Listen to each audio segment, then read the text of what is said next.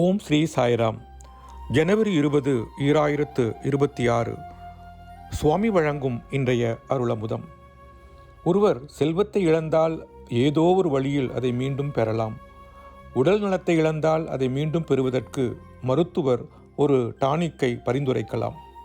ஒருவர் அந்தஸ்தையும் அதிகாரத்தையும் இழந்தால் அதிர்ஷ்டவசத்தால் அவற்றை திரும்பவும் பெறலாம்.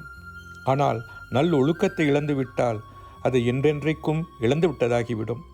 இழந்த புனிதத்துவத்தை எவற்றாலும் மீட்டுத்தர இயலாது.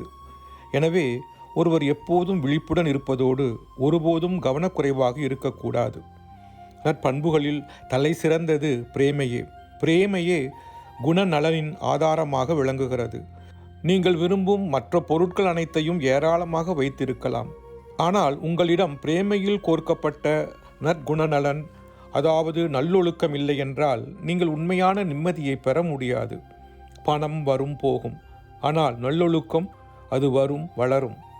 இதயத்தில் பிரேமையை ஊட்டுவதன் மூலமாக அறநெறியை வளர்க்க வேண்டும்.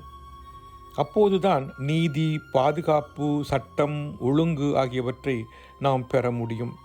மக்களிடையே பிரேமை குறைந்தால் தேசங்கள் வலுவிழந்து மனிதகுலம் அழிந்துவிடும். தெய்வீக அருளுரை, பிப்ரவரி 3, 1972.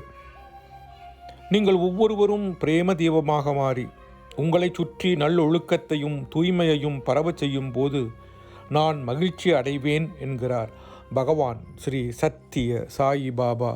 ஓம் ஸ்ரீ சாய்ராம். ஓம் ஸ்ரீ சாய்ராம். ஓம் ஸ்ரீ சாய்ராம்.